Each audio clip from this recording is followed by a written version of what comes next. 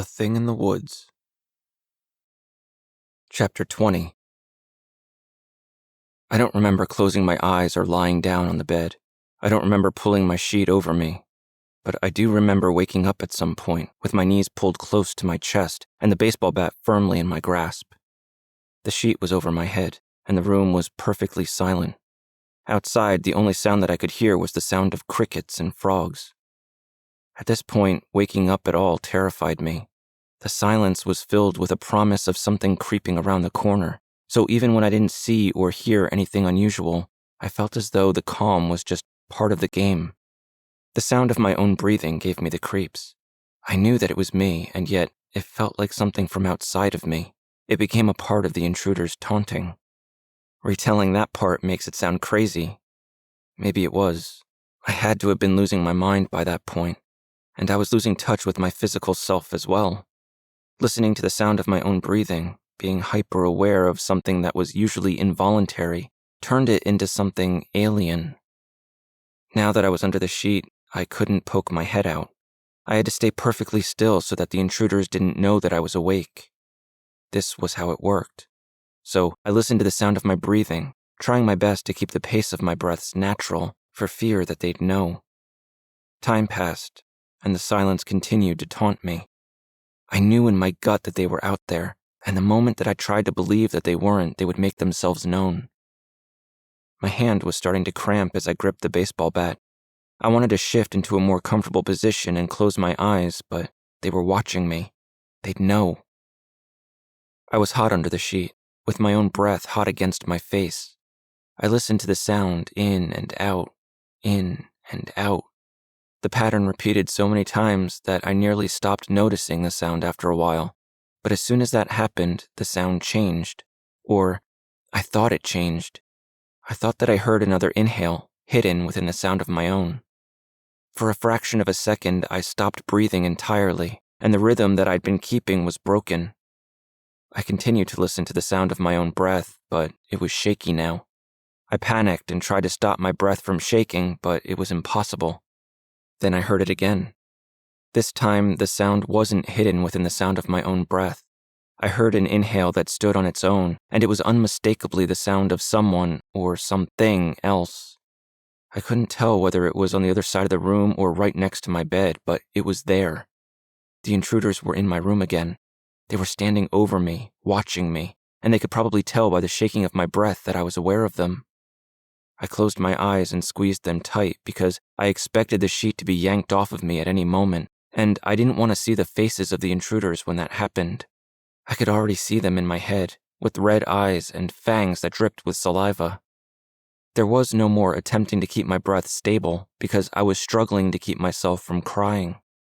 In the distance, I could hear that little girl laughing and squealing with delight as though she were running through the fields on a bright and sunny day.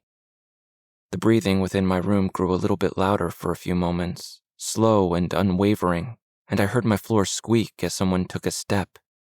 Then the breathing stopped. Outside, the laughing stopped as well. My room grew silent again. I could hear the sound of my own heartbeat in my ears, and I hated it. I wanted it to stop, because I wanted to listen for the sound of the intruders, but it didn't stop. Now the sound of my own breathing and my own heartbeat became my world. I don't know how long I stayed there listening and waiting, but it felt like forever. It felt as though the sun should have been up by that point, but it wasn't. It felt like the sun might never rise again. The rules were gone. Reality didn't exist. My parents wouldn't be there to help me. I couldn't fight the intruders off on my own. I didn't even know what they were, but I knew that they weren't gone. I could still feel their eyes on me. I heard another laugh. This time, it was muffled and quiet, but it was a laugh from within my bedroom. The laugh of someone who was trying to be as quiet as possible, but who just couldn't contain herself. Then I felt something on my foot, a soft tap. At first, I thought that it was just a muscle twitching, but it kept happening, and always in a pattern of 2 quick taps. Tap, tap, tap, tap, like someone trying to get my attention. The tapping on my foot continued, but I felt another tap too. This time it was on my hip. The taps continued, alternating between foot and hip, as though they were playing a game with each other. I couldn't keep myself from crying any longer. I took a deep, shaking breath as tears fell from my eyes and onto my pillow. As I exhaled, I heard another exhale as well. This time, it was right next to my ear, and I heard it as clearly as I've ever heard anything in my life. There was no pretending that I could hide from the intruders, or make them think that I was asleep. There was no pretending that the sheet over my head was protecting me from anything. I was alone and exposed, and at the mercy of whatever these intruders were, and there was nothing that I could do to change my situation. I don't know why I was trying to stay quiet as I cried, but I kept myself from screaming out as tears and snot poured out of me, much to the delight of the things in my room. They continued their dance, tapping my hip and my foot. I was still holding on to the bat, but it was no longer a form of defense for me. I was holding it because it was real and solid, and it was the only thing in the world that I had left. The tapping on my foot came again, this time accompanied by a hint of a whisper. Tap, tap.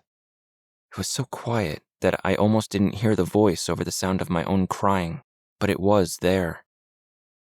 Tap, tap, came another whisper as I felt the tap on my hip. Tap, tap, tap, tap.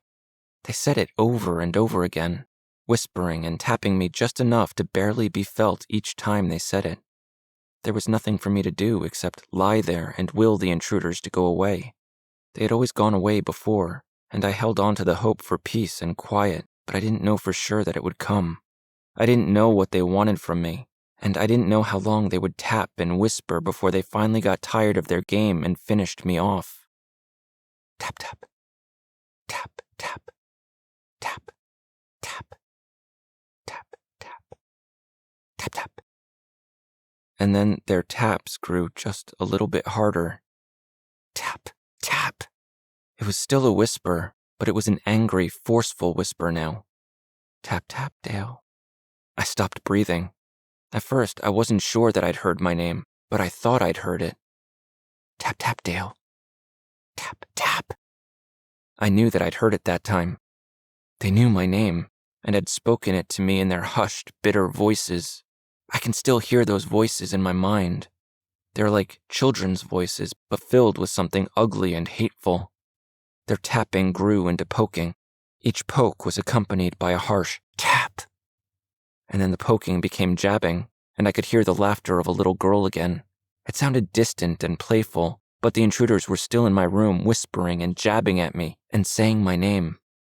The jabs began to move from my foot and my hip, and they were now attacking me all over my body.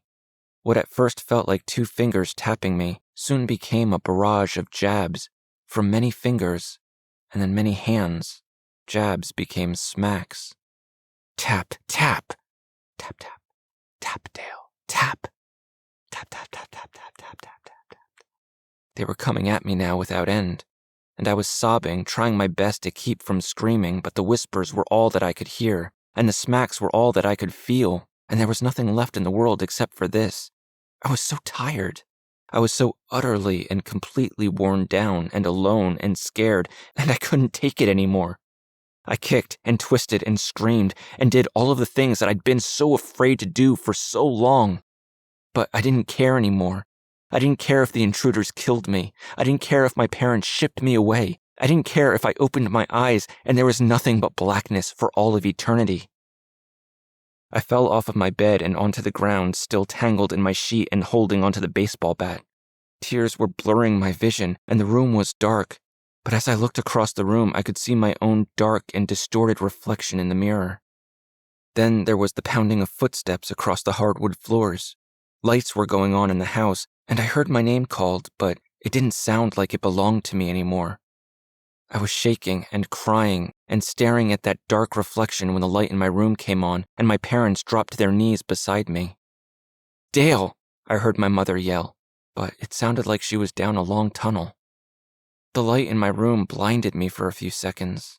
I could feel someone grabbing my face and holding it, but I didn't know who or what it was.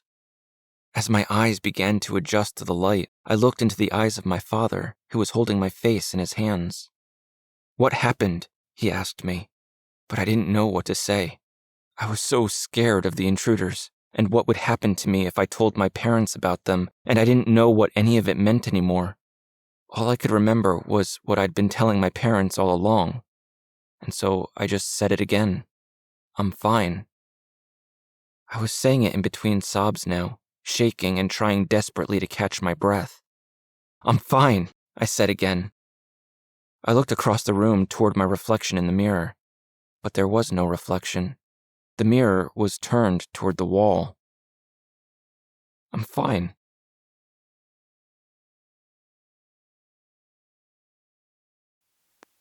This is the voice of the Embers, where stories burn and fade.